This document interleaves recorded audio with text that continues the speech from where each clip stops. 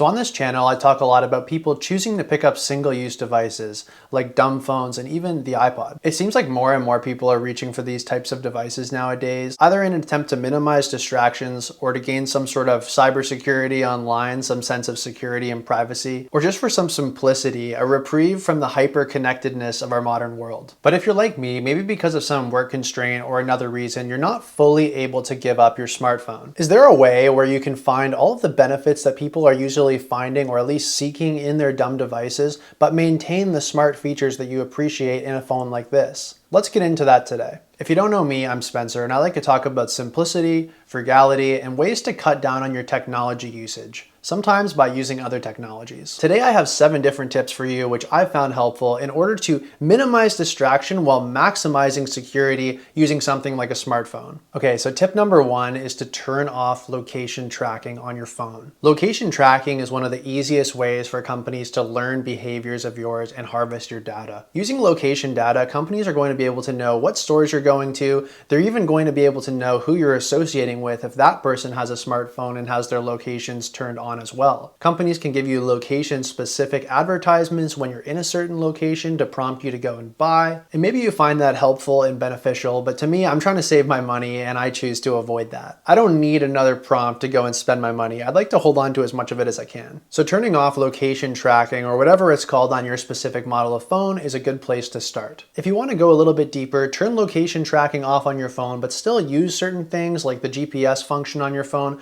Try downloading something like offline maps, where your locations don't need to be on to use the map service. Google Maps has an offline map function where you can just download a chunk of a certain area and you can use that to navigate. There's also other apps like Organic Maps that are out there, which I've heard really good things about. I personally don't have any experience using them, but once again, I've heard that they're pretty good, so give those a try if you're interested. Oftentimes, I personally opt for using a paper map, more because I just like that a paper map, it can't die. The battery can't run out. A paper map is always going to have my back. But that's not related to smartphones, so let's move on to the next tip. Moving on to tip number 2, use an ad blocker on your phone. Now, a lot of people know what ad blockers are. In fact, you may be using an ad blocker right now. People often use ad blockers when they're on their computer, but they don't typically move that practice over to when they're using their phones. And a quick caveat, you're not going to get in trouble if you use an ad blocker. In fact, the FBI actually recommends that people use ad blockers. The reason for this is because cyber criminals have been known to, set up a fake business, put like a banner ad for some product that maybe you're familiar with.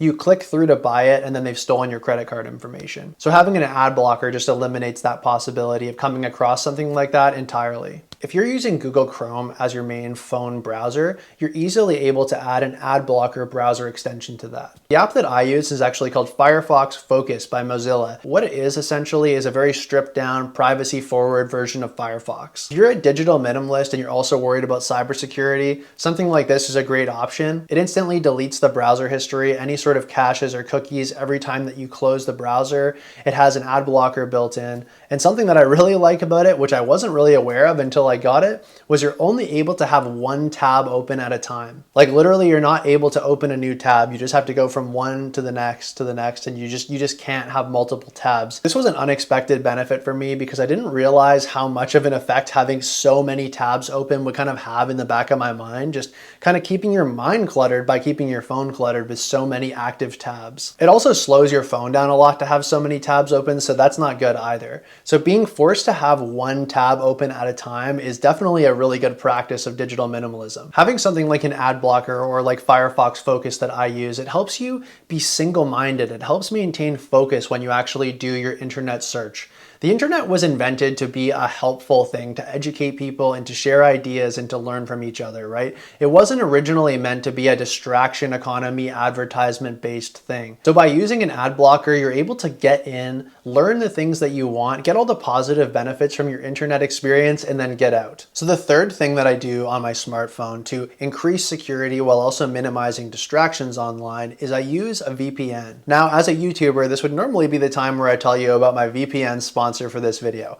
Well, I don't have one as of yet, so I'm not going to have anything here. Leave this as a little blank spot. But truly having a VPN on your computer and your phone is a pretty good way to go here in 2024 and onward. If you're not familiar with VPNs, it actually is a virtual private network. And what that means is basically it's taking your internet signal whenever you go on the internet, and I guess it's like bouncing it off of another server owned by the provider of the VPN. And it basically, by doing that, it makes it hard for any of your information to be tracked. Everything's encrypted at that point. Your IP address is masked, and companies aren't really able to find anything out about who is actually doing these browser habits. In essence, all of your online habits become anonymized. It can't be tracked back to you. I'm sure many of you have a VPN already, but maybe you don't have it installed on your phone. Oftentimes, if you pay for a VPN service, you also get that in a mobile sense as well. So you're able to download an app from that VPN provider on your phone and actually access the VPN through that network as well. By using a VPN on my phone, I'm just putting up one more little wall between me and companies that are trying to harvest my data.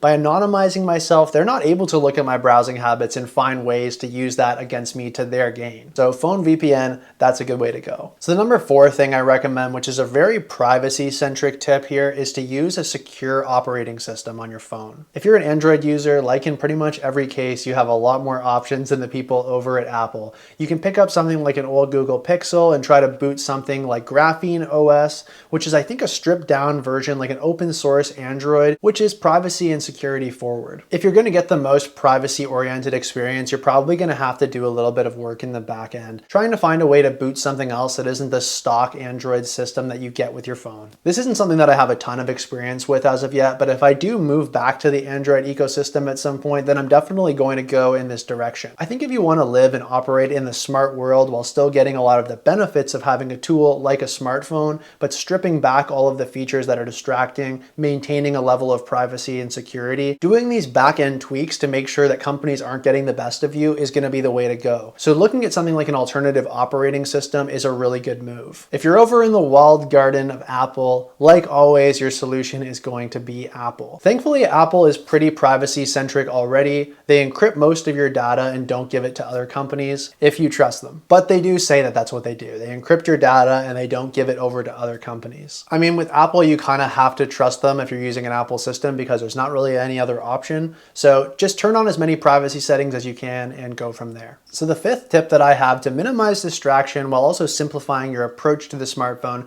is take any problem apps for you. You know what I'm talking about, and put them in a dedicated folder away. For me, this was things like Instagram and Facebook, places where I'd be doom scrolling or just looking at it way too long. Even for features like Facebook Marketplace or other buy and sell sites like Kijiji, I was just on there way too much. So what I did a little while ago, long before I got into the dumb phone solutions, was I took all of these problem apps for me and I put them in a dedicated folder and I labeled it brain poison. What this does for me is every time I want to go access those apps, first of all, it just puts one other click between me and quickly getting into that app. It makes me take a beat to think about whether I really want to open them, but then I also have to click into a folder called brain poison. And you know what you're doing to yourself when you're doing that. It doesn't feel good when you click into Instagram after clicking through the brain poison folder, that's for sure. Another option, depending on your phone, you might be able to password lock your folder. This is awesome because it puts, once again, a little bit more time between you opening your phone and accessing that app if it's a distraction heavy app for you. Not all phones will offer password locking on your folders out of the box, but there's usually a third-party app you can get that allows you to have that feature if you want it. So if you think something like the brain poison method would help, try that out. Tip number 6 is to turn off all the notifications on your phone.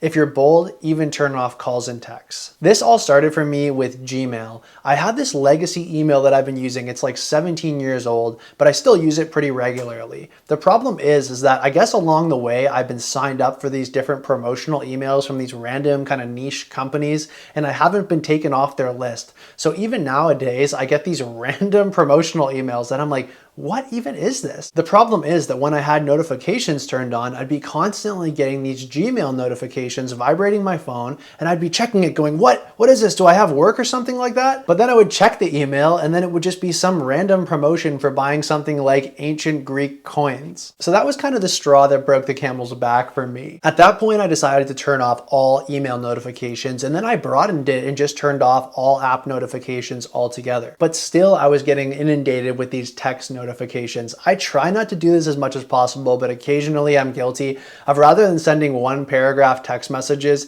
sending like 5 or 6 single sentence text messages, and that was just ringing my phone off the hook with these notifications. So eventually I got so frustrated with it that I put my phone permanently on Do Not Disturb. What that means is that all texts are delivered silently, and that to call me, you have to call 2 times for it to actually ring in case of an emergency or something like that. So basically I've just told all my family and friends and even my employers that I still like them and I still want to hear from them, but they just have to call me 2 times when they want to get through to me. And so far that's been working pretty good for me, and I have no plans of changing that approach anytime soon. It may seem like putting your phone on Do Not Disturb might seem kind of like a jerk move, but I think people are going to understand if you explain why you're doing this approach, and they'll be okay with it. Just tell them that you still like them and just to call 2 times if they want to get through. It's not that big of a deal. So my 7th and final tip is the boldest tip of all. It is to leave your phone on airplane mode as often as you can. Basically, you want to leave it on airplane mode whenever you don't need it to make a call or to use the internet. This was actually a tip that I got earlier on in posting videos on here from one of my subscribers, and I really appreciated it. I thought, wow, that is actually a really sick idea. It was something that I never had thought of. I only ever use airplane mode, obviously, when I'm on an airplane, but it's a pretty good idea. It actually sets a really hard boundary. It allows you to turn your smartphone into a single-use device, but not even a phone. You take away the functions of a phone when you put it on airplane mode. You can't make calls. In a similar way to when I will go out on an errand and I'll choose not to bring my phone with me, I'll just bring my iPod or something so I can listen to a podcast or some music. Putting your phone into airplane mode and taking that with you would do a similar thing for you. But you'll still have things like offline maps should you need a feature like that as well. This is a pretty powerful way to minimize the distractions of incoming emails or social media notifications or even calls and texts.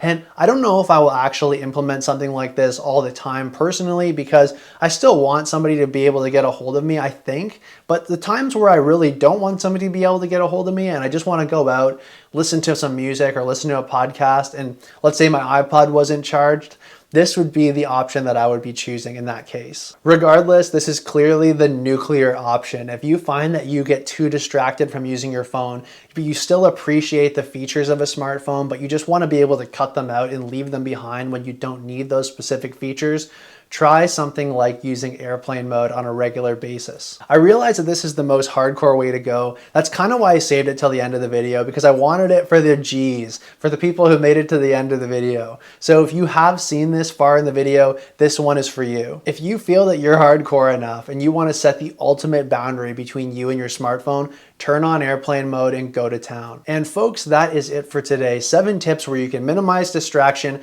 maximize security, and find a level of disconnection while still using a smartphone. What did you guys think of this video? Are there any tips that I didn't mention in this video which you guys are finding helpful in your own lives? Let me know in the comments section. I hope you found this video interesting. I hope you can implement a few of these tips in your own life to help disconnect with your smart devices, and I will see you in the next video.